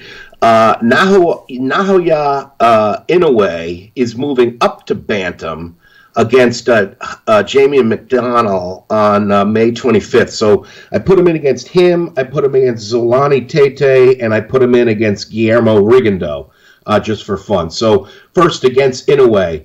The first time they fight, Inoue defeats him by unanimous decision, 119 to 106, 118 to 106, and 117 to 107. Inoue had Moore down once in the 10th and then twice in the 11th. When they fight 100 times, Inoue gets the best of it. Memphis Pal Moore wins 19, loses 75, draws 6, and he had 11 KOs. And Inoue, in his 75 victories, scored 20 knockouts. When he fights Zolani Tete, the first time they fight, Memphis Pal Moore wins, TKO in 10 rounds. He stopped him on cuts at 39 seconds of the 10th. When they fight 100 times, they kind of break even. 41 victories for Memphis Pal Moore, 48 defeats, 11 draws. He scored 22 knockouts. In his 48 wins, Tete scored 7 KOs. And then when he fights Guillermo Rigondeaux, who's a little bigger than him, Rigo wins the first time in a very boring fight, unanimous decision. The scores were 116 to 112 twice and 117 to 111. No knockdowns. When they fight 100 times, Rigondeaux does better. Memphis Pal Moore wins 24, loses 61, draws 5. He scored 10 KOs. And in those 61 victories, Rigondeaux was able to stop him 5 times. At least he's he's in there at this point. But great job as usual. No, I think he should have done a little better because, I mean, think about it. Those guys don't have maybe they have 1 Hall of Famer on their records, 2 Hall of Famers. So I don't know. Who knows with how they base the stuff? I mean, the game itself is based on data.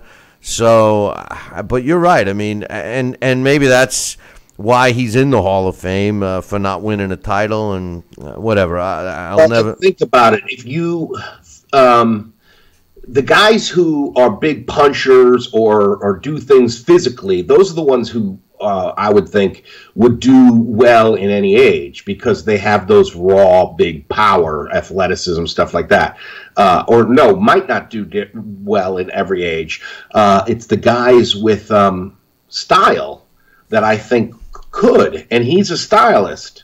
So I don't know. I would think that he should do better. He should have done better than he did, but what can I say? Right. Well, you know, hey, it is what it is. Memphis Pal Moore, great job, Alex.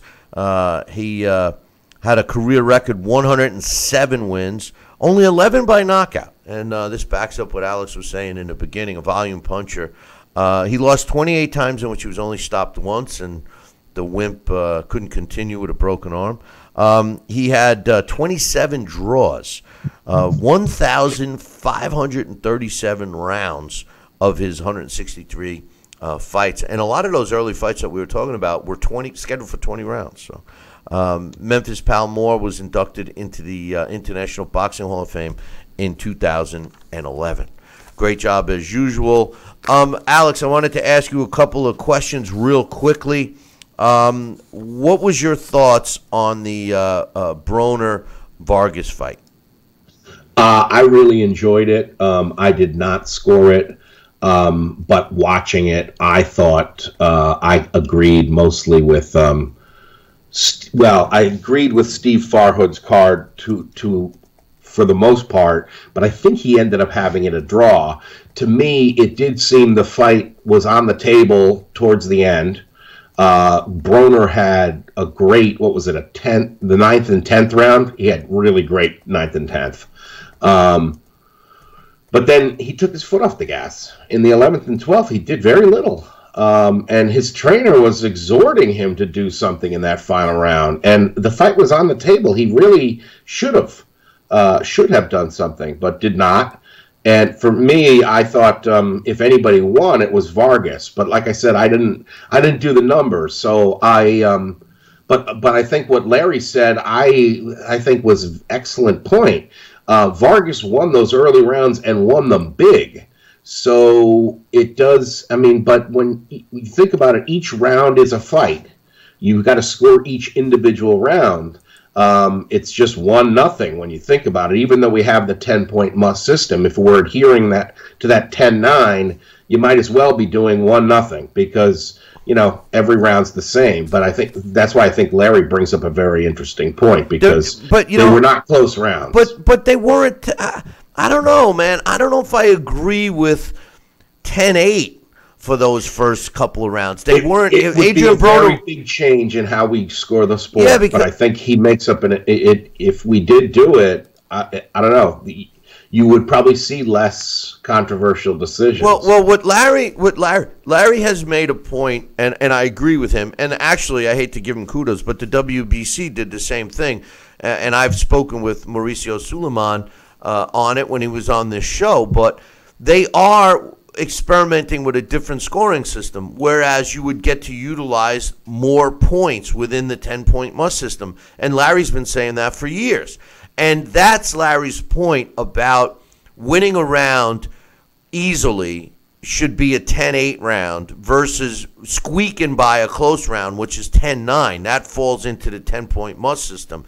And then if you're getting battered and almost dropped, maybe that goes to its 10-7. If you get dropped after being battered and after being dominated, that could be as low as a 10-6. So I think if you got these judges all on the same page, something like that could work. What bothers me about the way a lot of these judges score would be the scenario where you and I are fighting and you're battering me for 2 minutes and 45 seconds of a 3-minute round, and I land this haymaker that drops you, okay, at 2 minutes and 45 seconds. You get up, you beat the count, and then 99% of the time, those judges are scoring that round 10-8 in my favor. So I just get a 3-point swing from one punch, which isn't fair, And a lot of these other judges don't do the deductions correctly.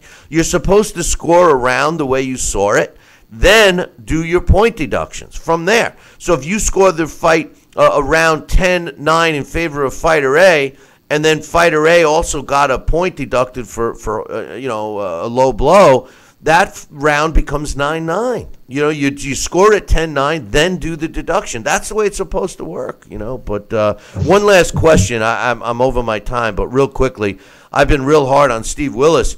Centeno Jr. was knocked out, in my opinion, cold, flat on his back. Half his body was through the ropes, and Steve Willis continued to count.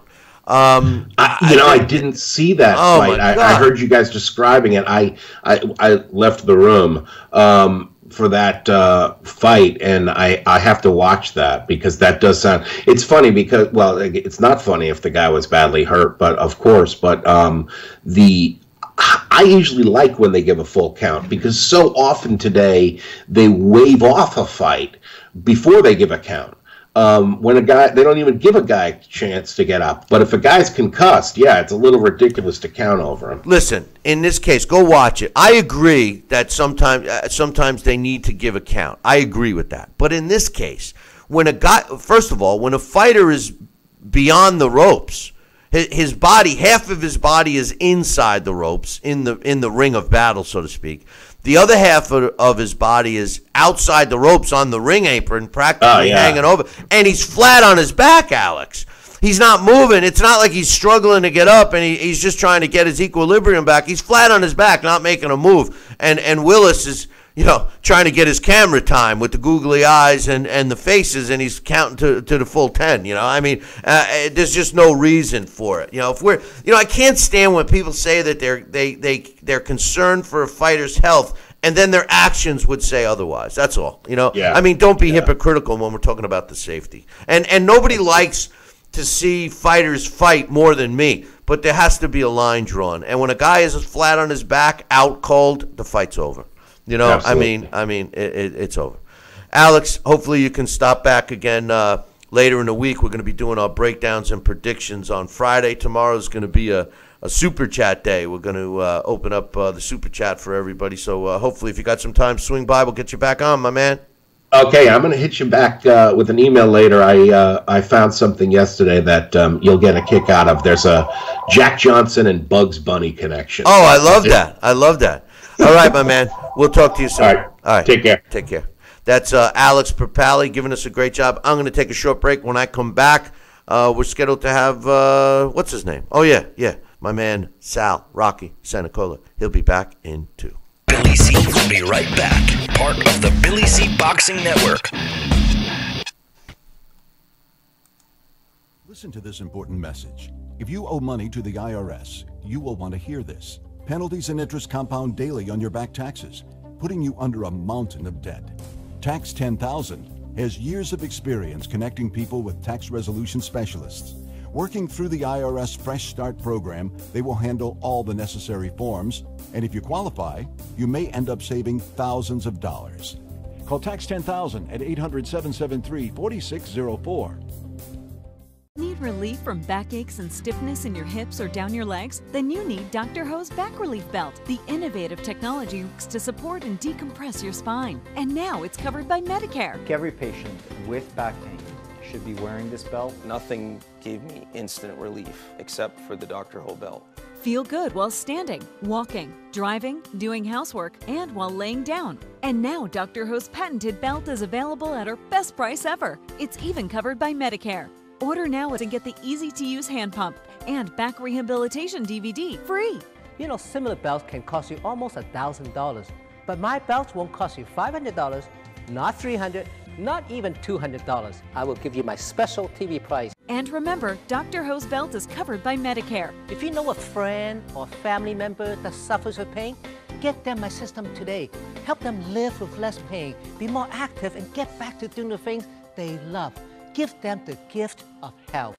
Broken air conditioning, $4,400. Failing refrigerator, $2,500. Don't let outrageous repair and replacement bills like these bust your budget. Get the First American Home Warranty Plan. And when a covered appliance or system breaks, we'll repair it or replace it for you. We had a high-end dishwasher go kaput.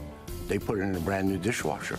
We have plans that cover air conditioning, most appliances, plus heating, plumbing, electrical systems, and much more. Plans start as low as $25 a month. Why let a major appliance or system breakdown bust your budget or go through the hassle of finding trustworthy service people? Last year alone, we saved our customers over $120 million. Don't wait until something breaks and you're stuck with a huge bill. You save a lot of money. It's absolutely worth it. If you don't have First American Warranty, get it. Call 1-800-946-6234 for your free no-obligation quote. Are you currently on Medicare? In other words, do you carry the red, white, and blue Medicare card? If so, are you suffering? Check out BillyCBoxing.com now, or feel the wrath of the mighty mustache. Oh, that hurts! Why are you doing that to my face? I hate you. That's BillyCBoxing.com. Consider this your warning. Now back to Billy C. Interact with the show at BillyCBoxing.com.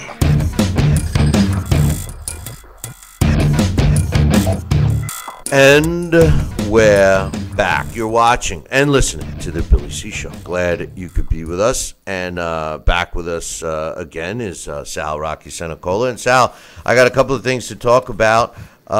First, let me get her email out of the way. This is from my man, Greg. He says, hey, that guy was right. You and Larry talked about scoring rounds, and the very next day, they talked about scoring the Holyfield tournament, just like Larry talked about. I think they, too, are listening to your show. That's right. Yeah, I don't know. Well, thanks for the email, Greg. We appreciate that big time, to be exact. Okay, some new news.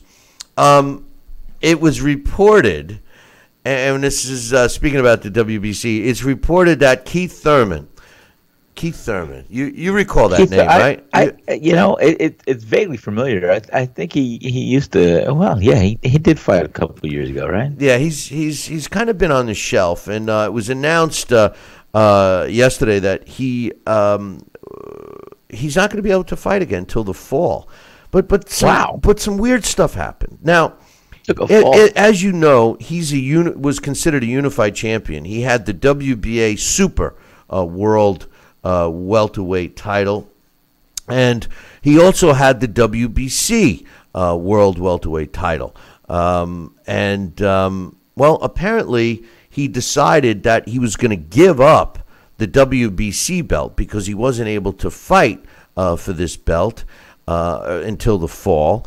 And the WBC decided to let the former champion, who he beat to get the belt, Danny Garcia, and a longtime number one contender, Sean Porter, fight for the WBC World Welterweight title. Then when Keith Thurman is okay to fight, then he gets to fight the winner. Keith Thurman said, due to my rehabilitation from my injuries, I agreed to relinquish my title, WBC title, at this time. I'm going to continue to rehab my hand and elbow, and I look forward to getting back in the ring sometime this summer or fall. This is only a temporary setback, as I will become the unified champion once again and look forward to winning back my titles as soon as possible. One other thing that was said was from Mauricio Suleiman. He said, Keith Thurman unfortunately has suffered 2 consecutive injuries that have kept him out of the ring after his win over Danny Garcia. He has relinquished his title, and the WBC has mandated that Danny Garcia and Sean Porter will fight for the title. Keith will have a direct path to fight for the title once he's healed, just like Vitaly Klitschko and other WBC champions have done in the past. What's your thoughts, man? Well, let's look at it at face value. I mean, if we believe everything is what it's said to be true, then, hey, I got to respect the fact that, he's doing everything he can on his end. Whether you relinquish a belt and have the fire to get it back. I mean, so he's saying all the right things. And like I said, I don't know the inside as far as the extent of these injuries and how truly grave they were for him to take the time off and rehab. But I will give him the benefit of the doubt. So it is what it is. And we do wish him a speedy recovery, and I hope he gets back in the ring soon because, he's a good talent, and I do give him respect in the ring. But we'll leave it at that right now. I think that, this is a guy that he's no champion. If you get injured, and rumor has it David Haye fell down another flight of stairs, and he's not going to be fighting a rematch with Tony Bellew. But I mean, listen, if you can't stay healthy, if you're getting hurt in training, then you need to take some time off, and you can't take the belts with you. That's my thoughts, Sal. No, I agree. I mean, Billy, I'm a throwback to conventionality and old time and tradition. And like I said, in my old world, you had to defend your title against the number 1 ranked contender every 6 months, and if you failed to do so through hook or crook, you got stripped of the title, and you had to work your way back up there again. I can't see what's so clouding the waters today to make that old rule or somewhere like that or still stand true. Hey, I got to give my man Johnston another shout out. He just gave us a super chat. He says, hey, I know it's super chat day tomorrow, but I just love this show. I appreciate that. Yeah, nice. We also got some nicknames going on with Keith Thurman. I love this one. Keith. Well, I got one. Keith Runman. That's a good one. But yes, for anybody that wants to know what we're talking about, tomorrow's going to be a day that we are going to open up our super chat and hope that people will pretty much drive the show. We used to do it with phone calls. We'll still open up the phone lines tomorrow as well. I am scheduled to have former New York State Athletic Commissioner Randy Gordon join us tomorrow. He's also was a former editor in Ring Magazine. He currently does a show with my man Jerry Cooney, and he and I talk a lot about doing things together and stuff. And he's going to join us tomorrow. We're looking ahead for some new things going on.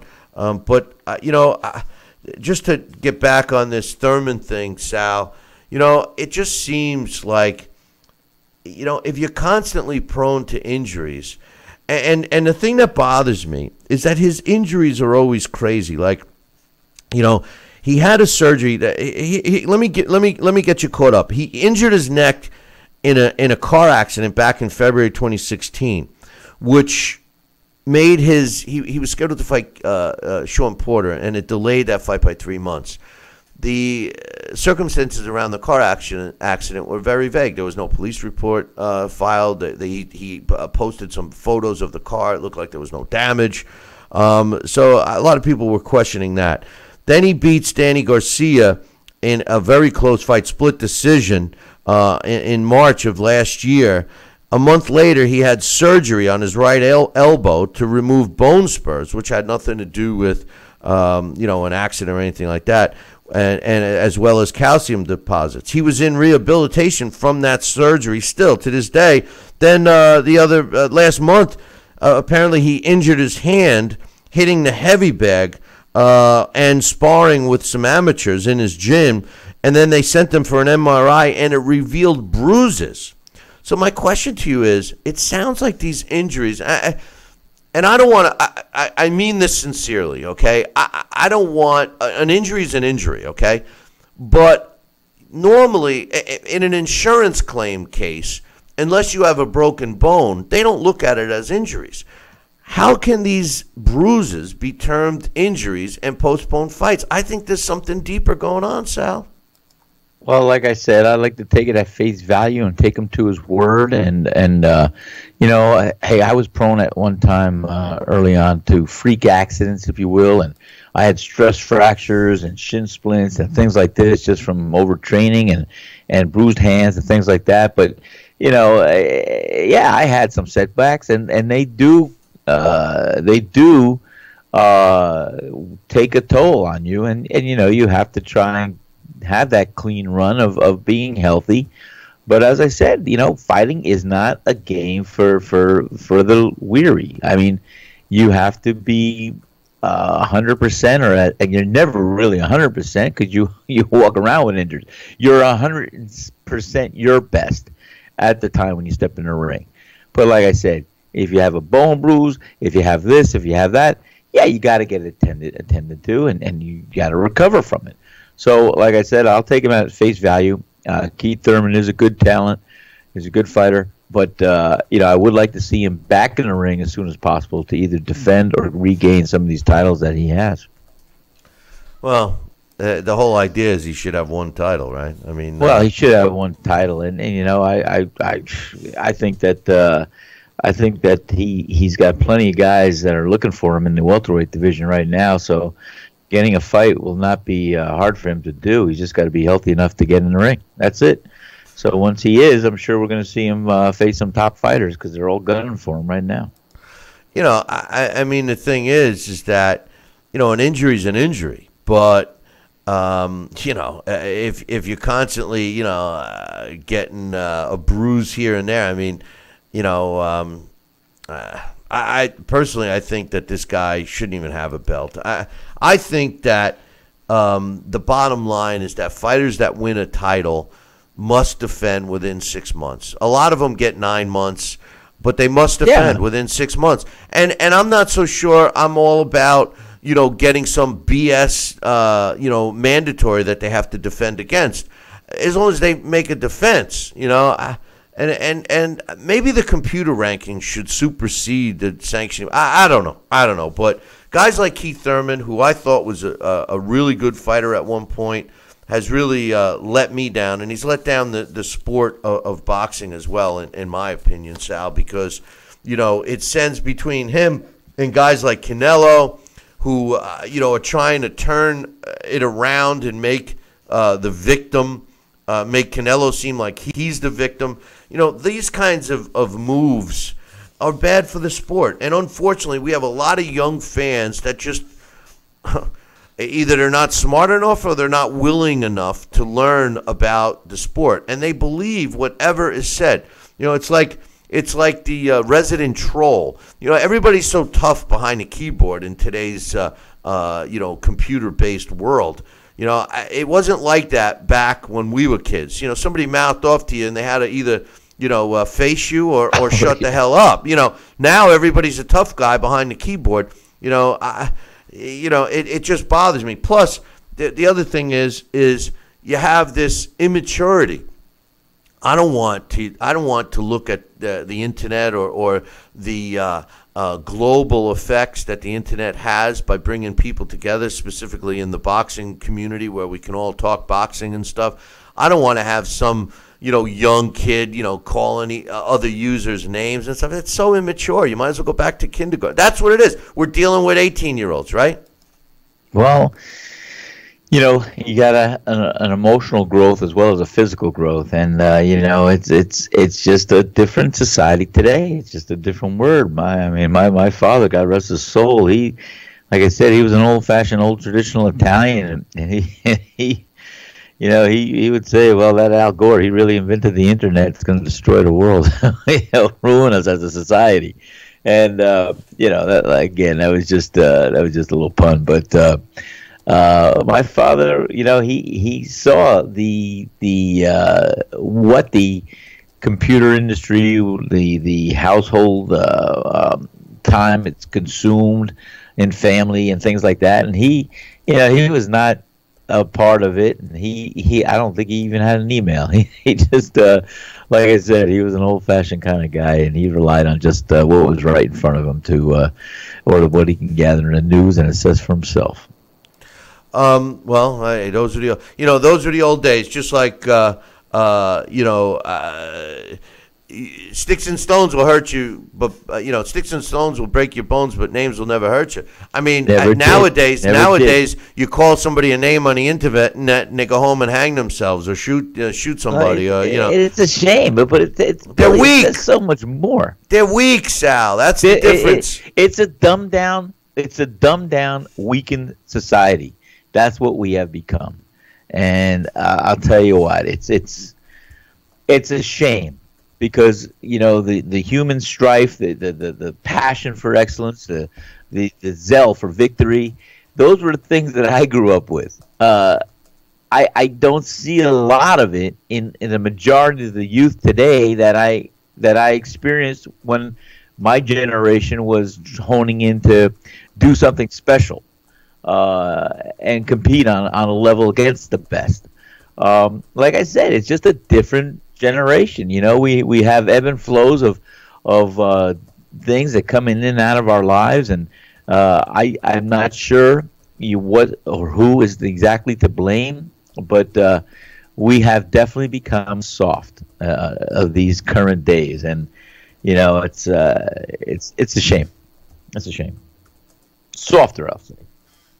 Yeah, well, I mean, they're a bunch of wimps, and it's our fault because everybody labels. They want to find out why does this person not get along? Oh, it's because of this. Why did this person go in and open fire on all these innocent people at the movie theater? Oh, because he was stressed out. He was on drugs. It wasn't his fault. He was drunk. Why did the drunk driver kill that poor mother and minivan full of kids? Well, he didn't mean it. He was blacked out drunk, so he should get a pass. No. He should be held accountable for what he did. Yeah, exactly. You know when it all started? 30 years ago when he came up with the term going postal.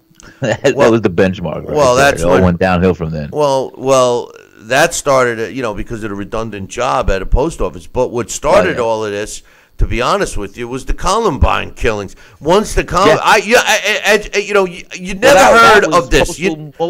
Multiplied. You never heard of any of that until the Columbine killings. But anyway, it's time for our trivia question, boys and girls. And our trivia question is still going strong from yesterday. And the funny thing is that I'm getting really, really good answers. Unfortunately, they're not right. So today I'm going to give you another really, really big hint.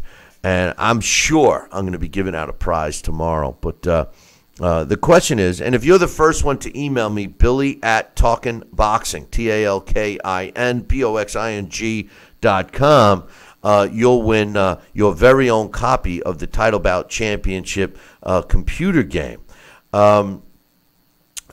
This question is pretty tough, so here it is. So you got to email us. And I'm going to read the question, then I'm going to tell you where to send it, then I'm going to read it again with the hints, okay? Before my 20th birthday, I beat 4 world champions and lost to another one, who I also defeated just 1 month past my 20th birthday. Who am I?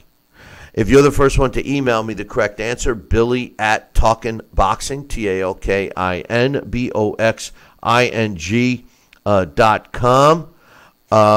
You will win your very own copy of Title Bout Championship computer game.